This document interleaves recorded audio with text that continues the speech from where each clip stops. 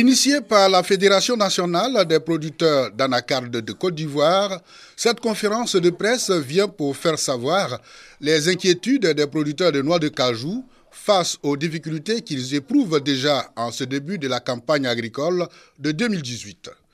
Les cajuculteurs déplorent les entraves au bon fonctionnement de la commercialisation de leur production du fait des agissements de certains exportateurs de leur filière. Leaders et membres de la FENAPACI interpellent donc les autorités compétentes pour des solutions idoines afin de sauver la campagne agricole en cours.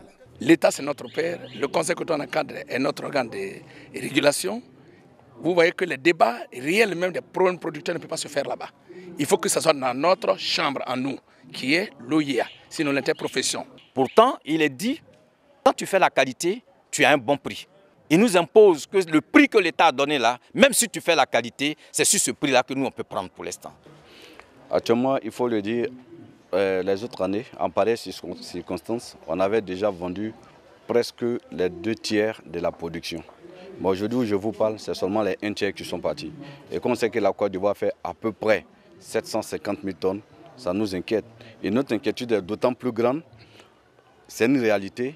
Toute la production ivoirienne va aujourd'hui dans les pays limitrophes. Aujourd'hui, je vous parle, les prix sont en train de revenir à 400 si nous n'y prenons garde.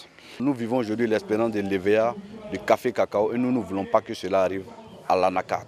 Seule l'interprofession peut sauver la filière anacarde. Avec une production annuelle de plus de 700 000 tonnes, la noix de cajou est le deuxième produit d'exportation de la Côte d'Ivoire après le cacao.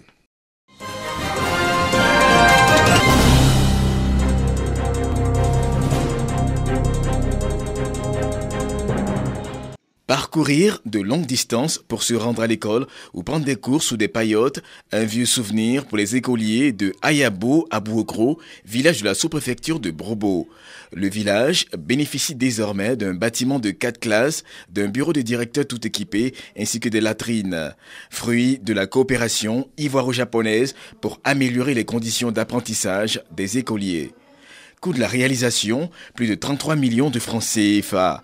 Les clés de l'infrastructure scolaire ont été officiellement remises aux autorités et à la communauté éducative de Béké.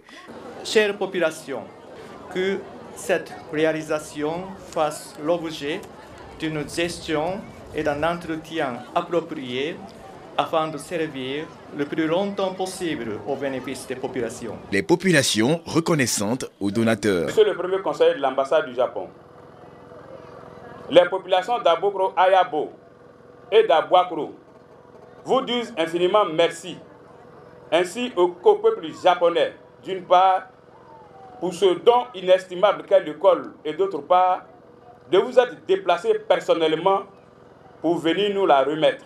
La construction de ce bâtiment permettait de sécuriser les enseignements et les apprentissages. Donc, sécurité est synonyme de réussite, généralement, parce qu'on est à l'aise et on travaille convenablement. Soro Minata, sous-préfet de Brobo, au nom du ministre Jano Kwadiaoussou, parrain de la cérémonie, a exhorté les écoliers à être studieux pour être des modèles de réussite sociale. Construction de 2 autres classes, d'une cantine et d'un point d'eau sont des doléances émises également par les responsables de l'école. Prestations artistiques, sketch, remise de matériel de salubrité à l'EPP Ayabo à Bouokro et visite des salles de classe ont mis fin à la cérémonie.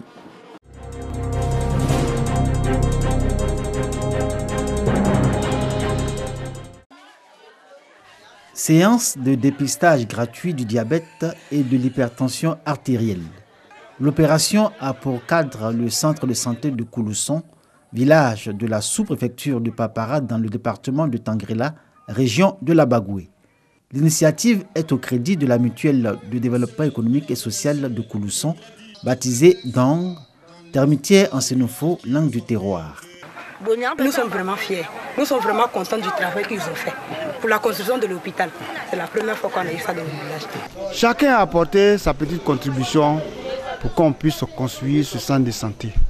Et nous allons continuer à nous battre pour que ce village ait toutes les structures vitales pour la population de Koulousson.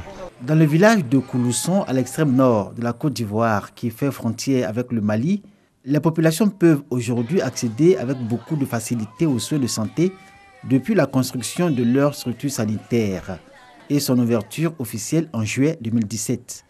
Les actes de santé sont assurés par un infirmier en poste depuis l'ouverture de ce centre de santé et une sage-femme arrivée à Koulousson cette année 2018. Le centre de santé de Koulousson est l'une des plus belles et importantes réalisations de la mutuelle Dong. On y trouve un dispensaire, une maternité et 2 logements, l'un pour l'infirmier et l'autre pour la sage-femme. Le total de l'investissement fait par la mutuelle est de 32 millions de francs CFA. Réputé pour ses soins de proximité, le centre de santé de Koulousson est fréquenté autant par la population du village que par les localités environnantes, notamment les villes du Mali. Avant, quand il n'y a pas de santé ici, moi j'étais très mal. Parce que comment je suis malade là, je vais jusqu'au au Mali, je vais me traiter là-bas. Je mets essence pour rouler, pour partir au Mali.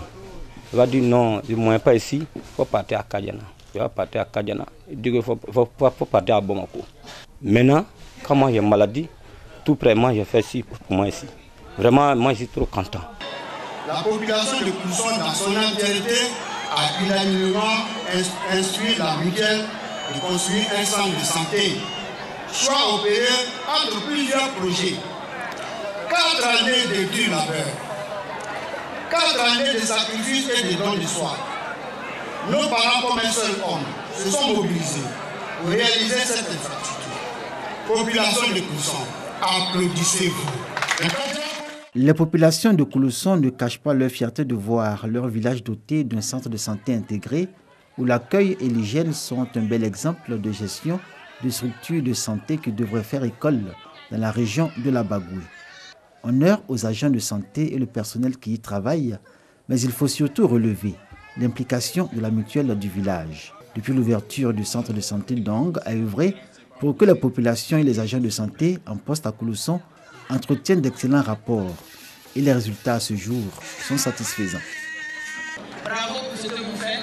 Continuez sur cette voie parce que c'est seulement en étant ensemble que nous pourrons réaliser tous nos désirs, tous nos rêves pour le bonheur de nos populations et pour le développement de notre région qui est la Bagoué.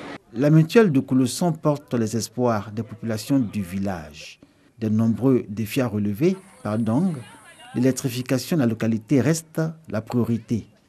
Dans ce village, on dénombre environ 3000 âmes.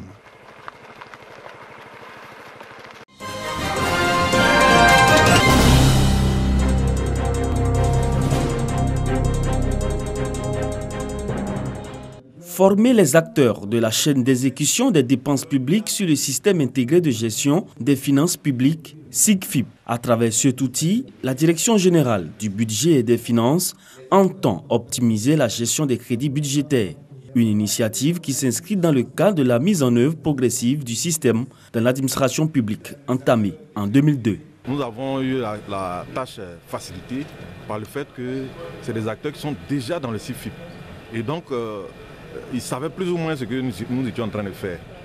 On souhaite que ce soit les administrateurs de crédit délégués eux-mêmes ou bien leurs collaborateurs qui ont été aussi formés, qui engagent ces dépenses de l'État. Et aujourd'hui, le département de Koumfaou va être intégré aussi, au SIGFIP.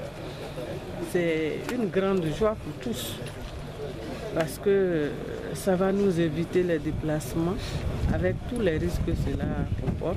À ce jour, 76 circonscriptions administratives sont connectées au réseau central du système intégré de gestion des finances publiques. Réunis à Koumfaou, cette rencontre permettra aux acteurs financiers de la région du Gontoukou de renforcer leurs capacités dans la gestion des dépenses publiques à travers le suivi en temps réel des différentes phases des dépenses et disposer également d'une base de données fiable et sécurisée.